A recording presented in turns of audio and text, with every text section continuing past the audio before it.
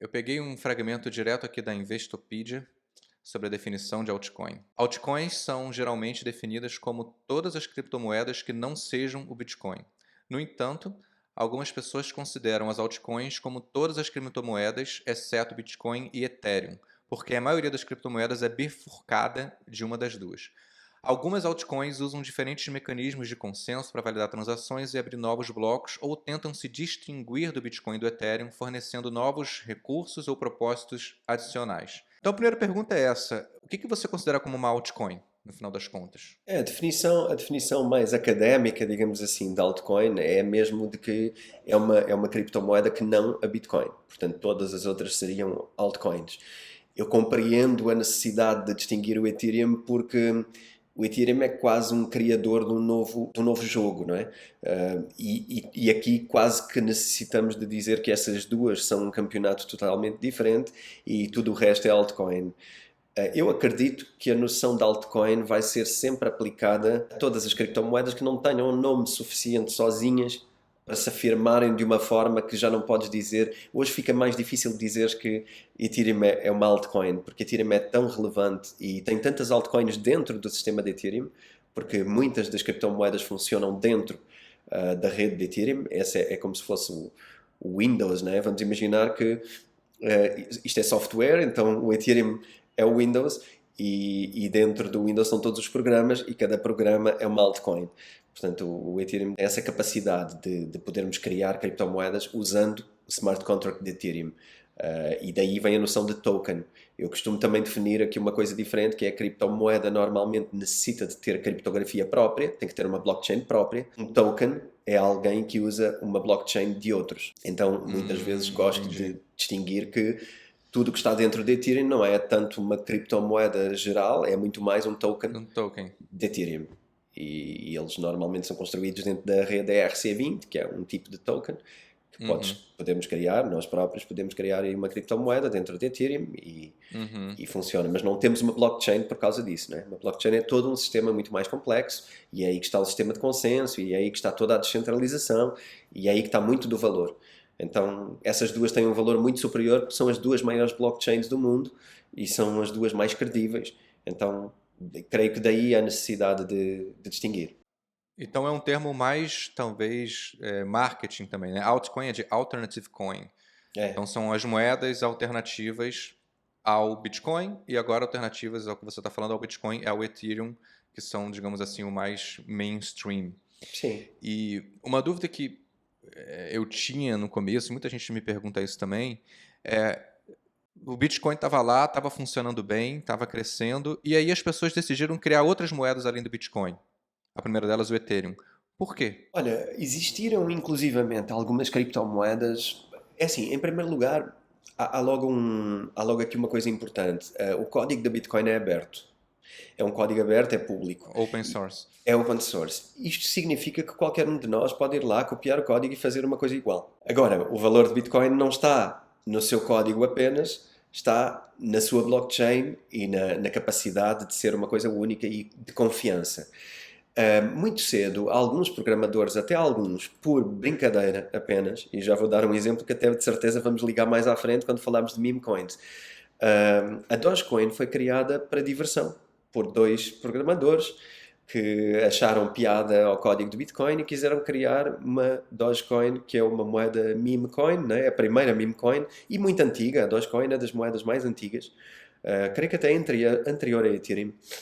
Fizeram porque podiam brincar com aquilo e quiseram criar uma coisa diferente. Tens outras também que derivaram diretamente de um fork de Bitcoin, um fork no sentido de criar um código igual, não porque foi um fork de Bitcoin, não foi uma decisão da rede. Mas, por exemplo, Litecoin também é uma moeda muito parecida com Bitcoin, o código é praticamente igual a Bitcoin, só muda a quantidade de moeda existente e pouco mais. E é também uma moeda que não faz muito mais do que isso. É um sistema de transação, é um sistema de pagamento. Todos nós vivemos numa época de replicação, né? As coisas digitais são cada vez mais replicáveis.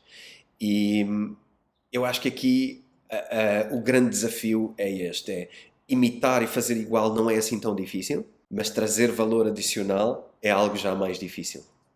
Então, É muito fácil haverem cópias de outras coisas, mas depois elas vão ter que trazer algum valor, não é? Hoje em dia, fazer António Bitcoin e ser tudo igual à estrutura de Bitcoin, eu não estou a ver ninguém a comprar António Bitcoin em vez de Bitcoin. Não é? Porquê?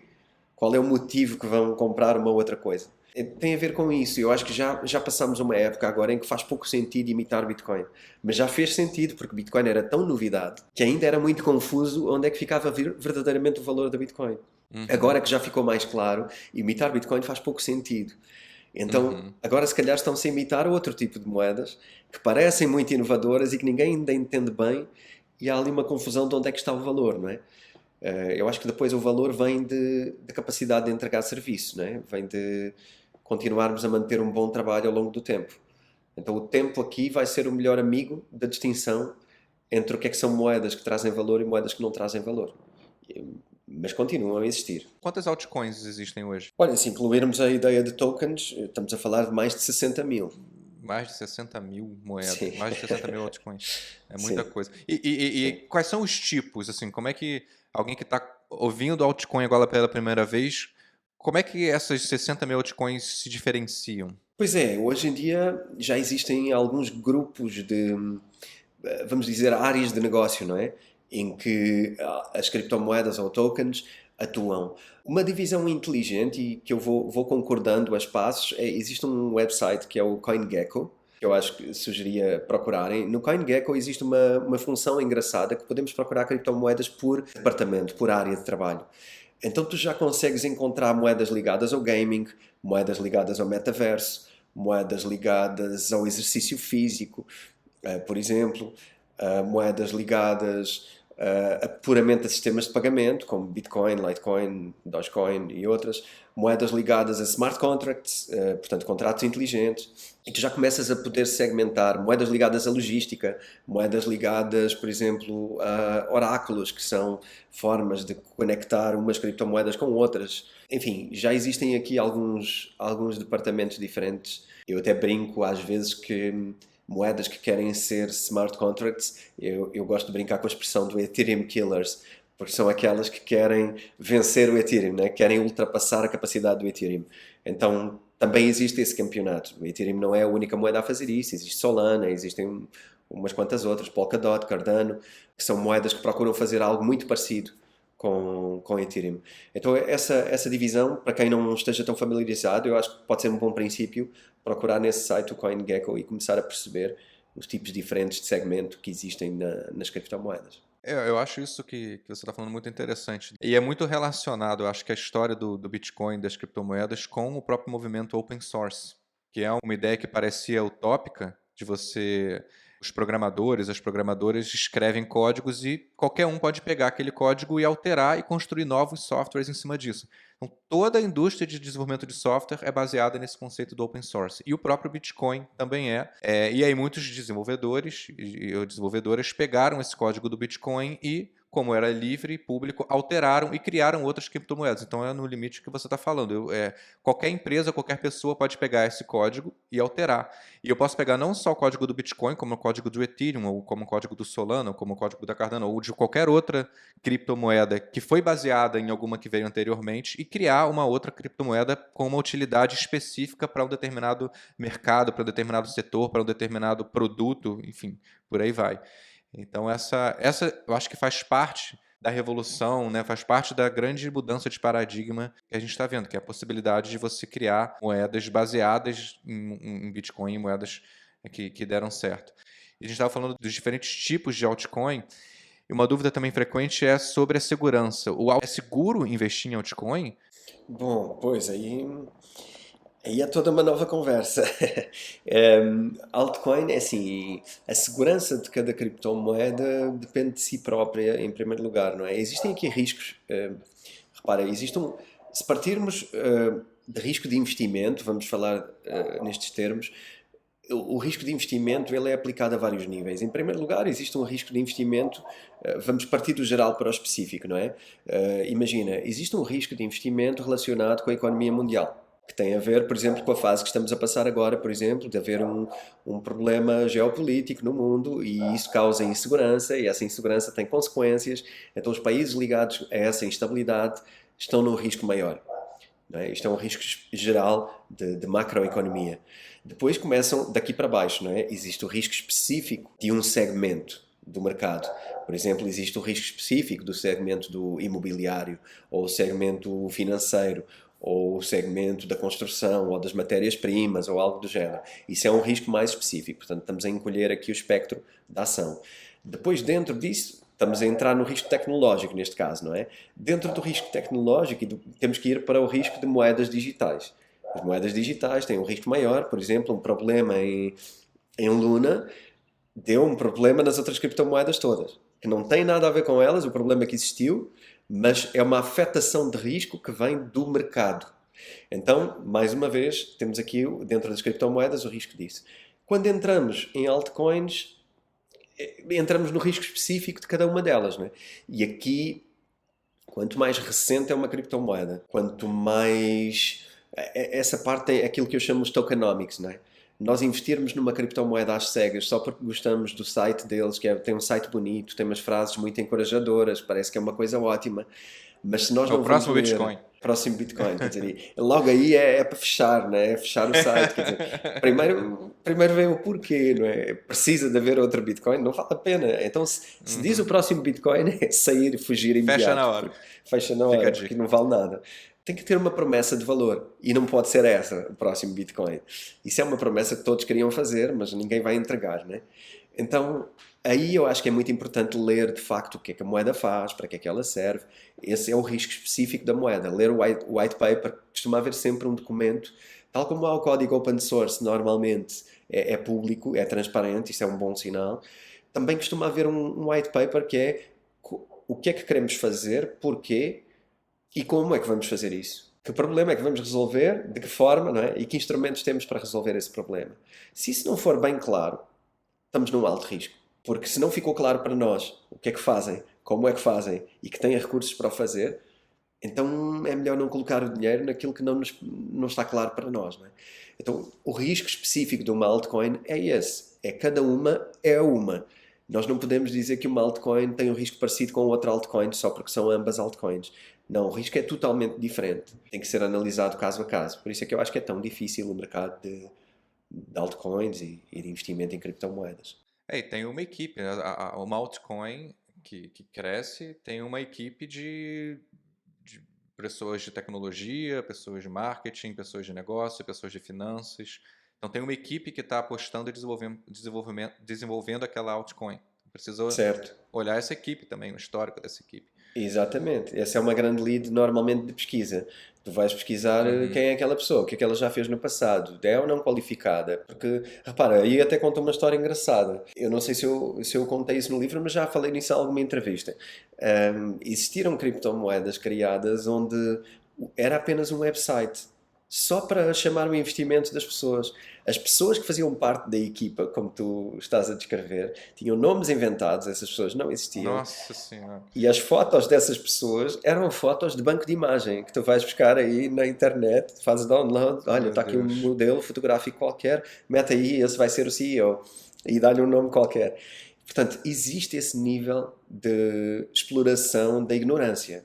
Eles estão a explorar a ignorância das pessoas. As pessoas não conhecem, compram qualquer coisa e eles aproveitam-se disso, né? E, enfim, é uma forma de dar o golpe. E então aí está, uma das formas também que eu acho importante, como tu disseste, é ir investigar quem é a equipa.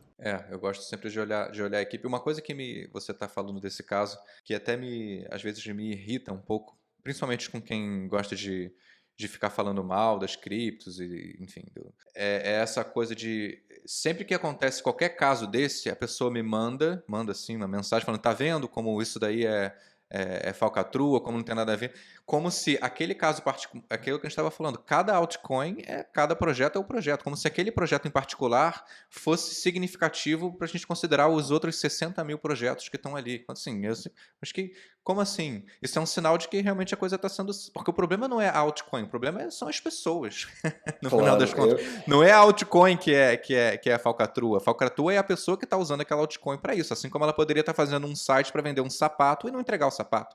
É Né? exatamente A isso. diferença é que a gente está trabalhando com digamos assim, ponta da ponta do estado da arte da tecnologia. Então não tem uma regulamentação que protege as pessoas, não tem um estado protetor, né, que vai proteger as pessoas de situações como essa.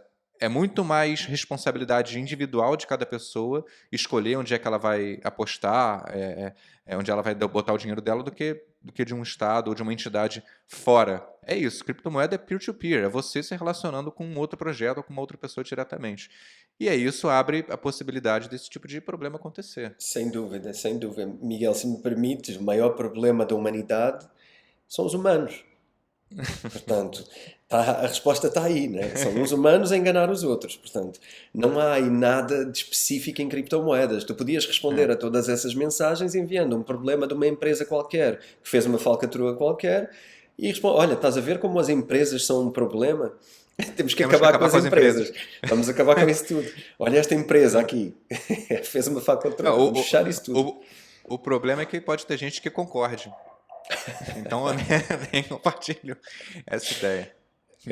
Quais são as principais altcoins que você acompanha hoje, que você acha que vale a pena olhar? Em termos de altcoins, eu considero que o Ethereum é provavelmente aquela que traz mais valor e, portanto, é aquela que mais interessa estar por perto. Inclusivamente, a Ethereum está numa fase do seu desenvolvimento que eu acho importante acompanhar muito de perto, porque não só tem sido desafiado por muitas outras altcoins de smart contracts, como por exemplo Solana, Cardano, etc. Eu já falo mais especificamente sobre alguma que me atraia mais, mas existe aqui a questão da velocidade e do preço de transações, que em Ethereum estão elevados, e que é um desafio que o Ethereum está a tentar resolver e que vai ter que resolver para continuar a ser eficiente e para continuar a ser uma referência no mercado. E isso está a acontecer a cada mês, está a ser adiado nos últimos tempos, mas essas implementações são fundamentais. E eu acredito que elas vão trazer valor a Ethereum de uma forma muito significativa. Correndo tudo bem. Correndo mal, vamos ter um cenário em que a Ethereum pode, de repente, descarrilar e pode perder a liderança deste campeonato de contratos inteligentes. Acreditando muito no Quem ganha essa Vitalik. liderança? A seguir falaríamos disso, não é? Então, se o Ethereum perder a liderança, eu diria que mais bem posicionados para chegar mais perto seria Polkadot, seria Cardano. Não sei se Solana. Solana eu considero demasiado centralizado, nem acho bem o mesmo campeonato. Portanto, eu iria mais talvez para Cardano e Polkadot, que aliás são duas pessoas que derivam da equipa do Ethereum. São dois ex-co-founders, tanto um como o outro, são ex-co-founders de Ethereum, que saíram para criar o seu próprio projeto. Portanto, está aqui gente com muito valor, vem implementar contratos inteligentes com filosofias relativamente diferentes, que também já tinham sido criadas dentro de Ethereum. Ou seja, esta ideia do Cardano e esta ideia de Polkadot são ideias que já existiam dentro de Ethereum. Estas ideias foram faladas e muitas delas até desenvolvidas pelo Vitalik. Pelo menos ele contribuiu para elas, garantidamente. Só que o Charles Hoskinson, por exemplo, saiu para implementar uma dessas ideias, e também Polkadot também saiu para implementar. Portanto, Cardano e Polkadot são dois projetos ali com uma grande ligação passada ao Ethereum. Qual é a diferença entre o Polkadot, o Cardano e o Ethereum? Pois é, olha, eu tenho um episódio de 1h30 sobre isso, lançado no Bitcoin Talks. Eles respeitam lógicas diferentes, mas se calhar para fazer aqui um grande resumo, quem quiser depois ver, se calhar mais vale ver o episódio. Sim, vale muito a pena. E vai ver tudo. Mas aqui as grandes diferenças Polkadot, por exemplo, usa Proof of Stake, Cardano usa Proof of Stake, Ethereum ainda usa Proof of Work. Para dar só uma ideia muito rápida do que é que isto significa, Proof of Work é o mesmo que usa Bitcoin, é mineração, portanto tem a ver com máquinas de mineração, o algoritmo a ser minerado e criptograficamente por vários nodes espalhados pelo mundo. Isto é o mining. Muito consumo de energia. Muito consumo de energia, uma limitação por causa disso relativamente à quantidade de transações que consegue fazer por minuto, aliás por segundo, porque é isso que avaliamos hoje, transações por segundo, e todas estas novas redes que derivaram, tanto Cardano como Polkadot, usam o Proof of Stake, que permite escalar muito a quantidade de transações. Para dar uma ideia, estamos a falar de fazer 10 vezes, 30 vezes mais transações por segundo do que faz o Ethereum. Portanto, o desafio lançado logo à partida é uma capacidade de fazer uma quantidade incrível de transações, escalar a rede incrivelmente, muito mais do que aquilo que a Ethereum consegue fazer hoje. Por outro lado, existem graus de centralização superiores, não é? O próprio Proof of Stake é mais centralizado só por si e depois, por exemplo, o projeto Cardano está ligado empresarialmente a faculdades e etc. É um projeto relativamente académico e o Polkadot não é assim, mas é também um projeto mais centralizado e Ethereum, o grande desafio do Ethereum para não fazer isto é a questão da centralização. É esse o grande problema. O grande desafio mental do Vitalik nestes anos tem sido, quer ou não centralizar Ethereum o suficiente para ser rápido, ou quer ou não manter-se mais próximo de uma ideia original, mais parecido com Bitcoin, no sentido de a descentralização é o valor número 1 da nossa cadeia de valor. Essa é uma crítica bem comum que até os maximalistas fazem ao Ethereum, que é quase que genética, assim, a gênese do Ethereum está errada porque o Ethereum nasceu com uma pessoa, que eu posso botar uma arma na cabeça dela e obrigar ela a fazer alguma coisa com o Ethereum. Um governo poderia... E que, assim, é a questão do Ethereum, é exatamente o que o próprio Vitalik está pensando lá. É isso, e ele tem tido essa dificuldade porque eu acredito que dentro da cabeça dele, aliás, ele já o disse até recentemente, Sim. Ele fez um post gostaria sobre mais isso. de ver um Ethereum aproximado da versão de Bitcoin do que um Ethereum mais centralizado, né? Isso. E sem dúvida, eu acho que isso é um dos grandes desafios.